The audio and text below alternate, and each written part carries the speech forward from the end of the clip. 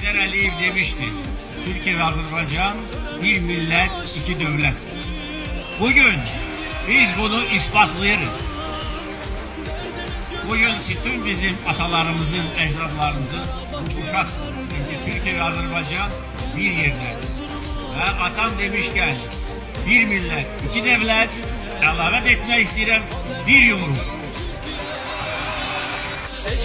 Hazara kadar, Beşik'ten mezara kadar Azerbaycan, Türkiye. Tarihin yazdığı destan, iki bedende bir can. Türkiye, Azerbaycan. Ege'den Hazara kadar, Beşik'ten mezara kadar Azerbaycan, Türkiye. Tarihin yazdığı destan, iki bedende bir can. Türkiye, Azerbaycan. Ege'den Hazara kadar, Beşik'ten mezara kadar Azerbaycan.